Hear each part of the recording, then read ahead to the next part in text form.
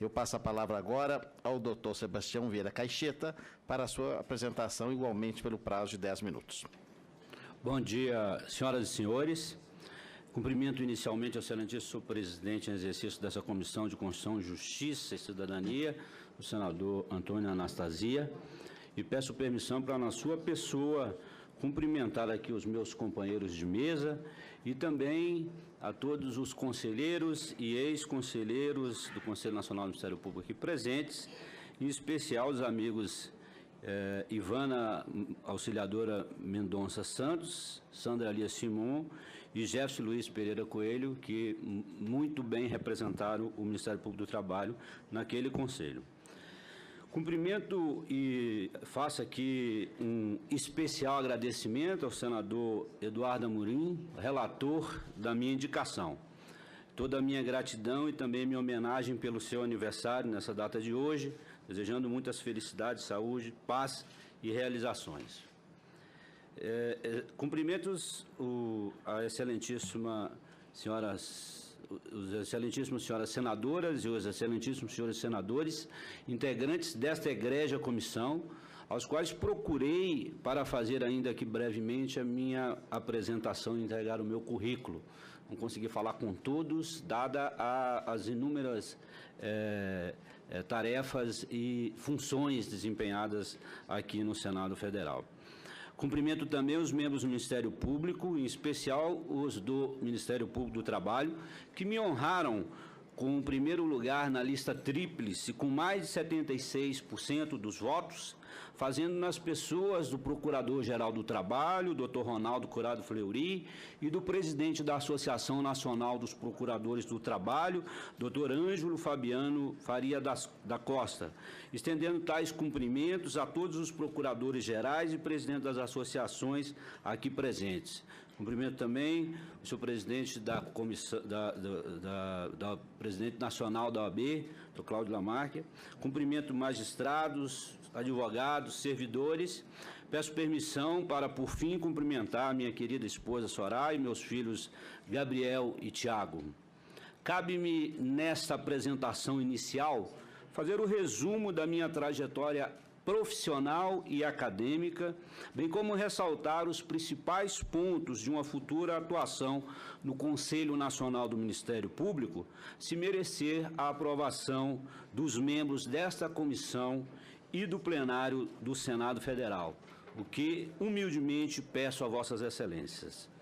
Desde já peço a compreensão para o nervosismo natural desse ato, que para mim representa o coroamento de uma carreira de mais de 37 anos de trabalho, sendo o momento mais importante da minha vida profissional.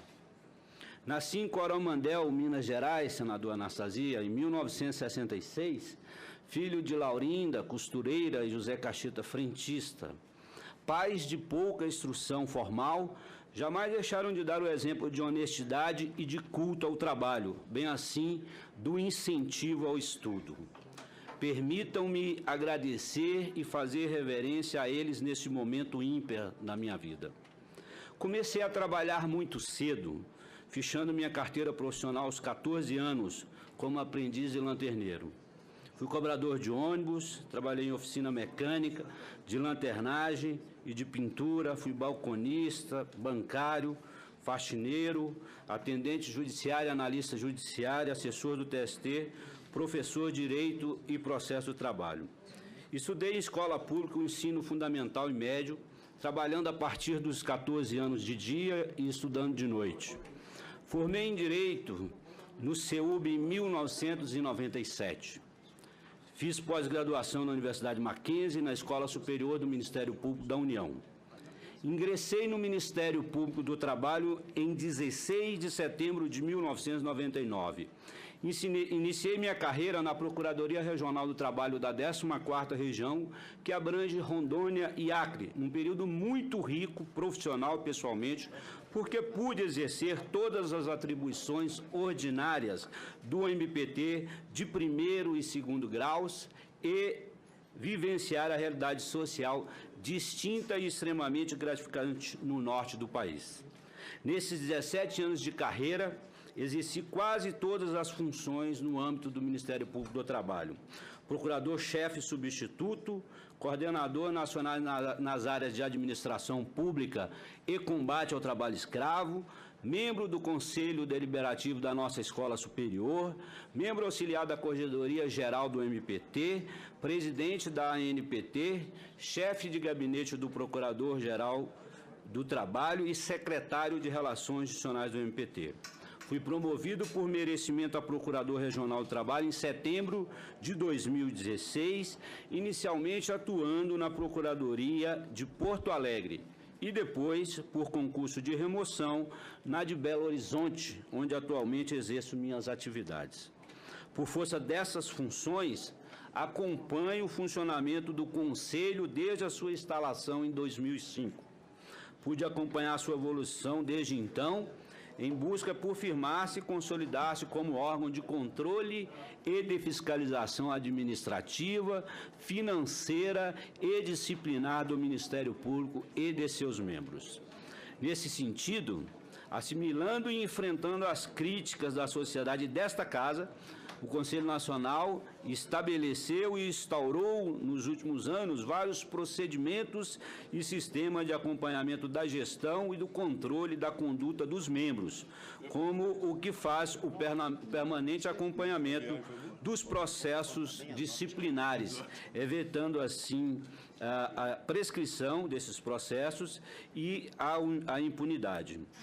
A partir de então, o plenário do Conselho passou de 12 punições no ano de 2014 e 2015 para 52 punições, que vão desde demissão, cassação de aposentadoria em 2016, contra 6 no Conselho Nacional no mesmo ano. Acredito que o Conselho ainda precisa avançar na atividade de planejamento do Ministério Público, trabalhando para diminuir as disparidades entre os diversos ramos e ser indutor de boas práticas na atividade fim, de modo a entregar à sociedade o melhor serviço em prol da concretização dos direitos fundamentais dos cidadãos. Por outro lado, não se pode admitir a criminalização da atividade política por membros do Ministério Público, caminho sempre perigoso e pernicioso para a democracia. O Conselho deve zelar para que nenhuma atividade ilícita, a pretexto de combater abusos ou impropriedades, seja criminalizada. Inadmissível, portanto, a criminalização das atividades da advocacia a pretexto de que existem advogados que cometem crimes. Como também inaceitável, diante da revelação de delitos cometidos por determinadas pessoas, a criminalização da atividade e do sistema político como um todo. As instituições precisam ser preservadas e depuradas, com os expurgos de práticas delitivas e o aperfeiçoamento dos sistemas de controle. Os membros do Ministério Público são, sim, agentes políticos a quem a Constituição Federal atribuiu muito poder e cometeu relevantes tarefas consistentes na concretização de direitos fundamentais, orientados para a realização da justiça social, mas, ao mesmo tempo, impôs-lhes grandes responsabilidades e exigiu deles a participação inerente à sua função no debate público interinstitucional em prol de políticas públicas eficientes e eficazes, ditadas pelas autoridades competentes em respeito às determinações constitucionais e legais. Acredito, portanto, no diálogo permanente do Ministério Público com as demais esferas e níveis de poder. Tenho praticado isso ao longo da minha carreira em profícuos diálogos com o Executivo e com o Parlamento. Como exemplo, cito o Decreto Legislativo 43 de 2015, que susta a aplicação da NR 12. No ano passado, num esforço que contou com a participação ativa dos senadores Armando Monteiro, relator da matéria, e Cássio Cunha Lima, autor da proposta, tive a oportunidade, na condição de secretário de Relações Institucionais do MPT, de participar da construção do acordo para suspender a apreciação da matéria nesta casa, a fim de que fosse elaborada a norma mais adequada na comissão tripartite, o que está em fase de conclusão.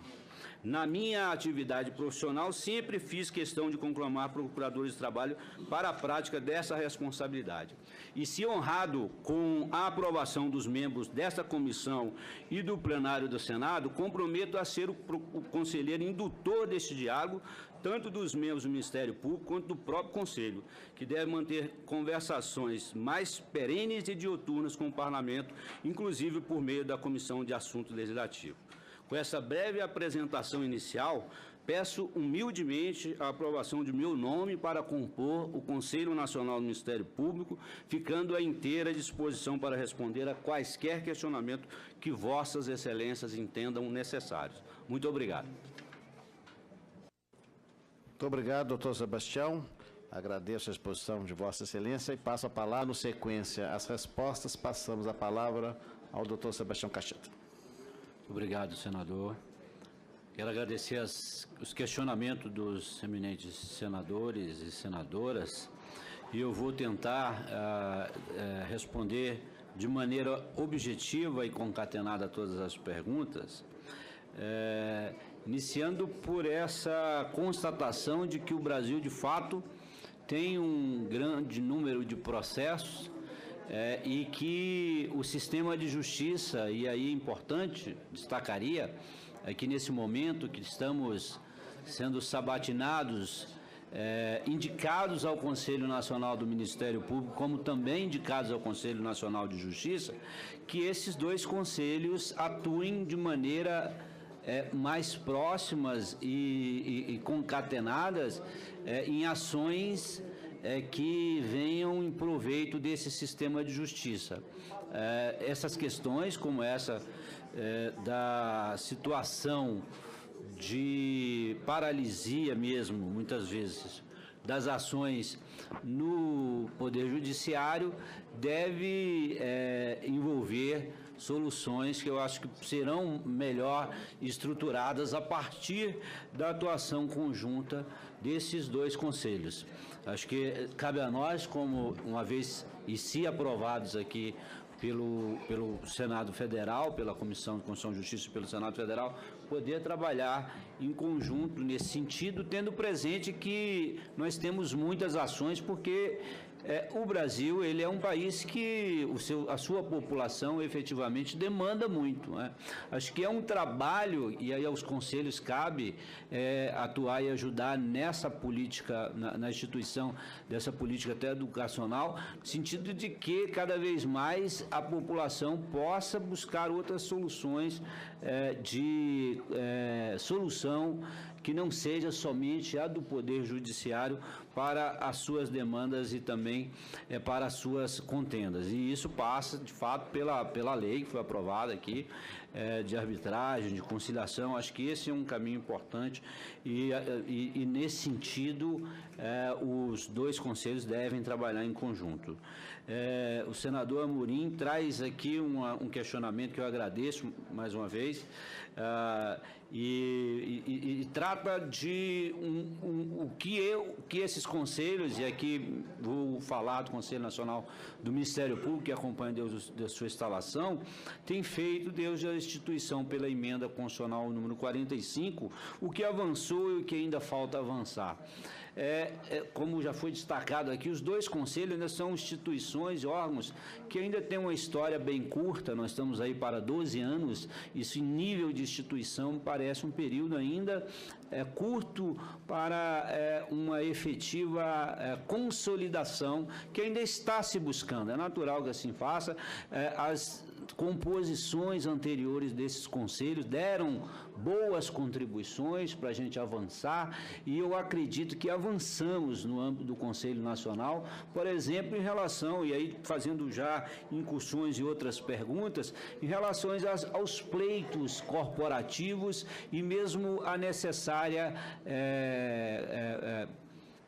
acompanhamento e repressão de condutas faltosas dos membros do Ministério Público.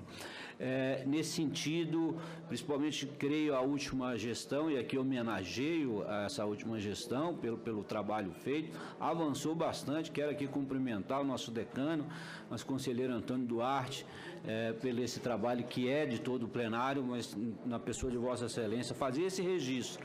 E em relação à questão das punições, e que se pergunta se é adequado, acho que o Conselho, nessa linha ainda de evolução da sua conduta, da sua atuação, precisa cada vez mais se modernizar. E essa composição trouxe um componente importante, que foi a instituição do Sistema Nacional de Acompanhamento dos Processos Disciplinares. Isso é uma contribuição que eu reputo da mais alta significância, mais até do que os 52 processos que foram julgados e que resultaram em aplicação de punições no ano passado. Porque isso é uma modificação de um sistema.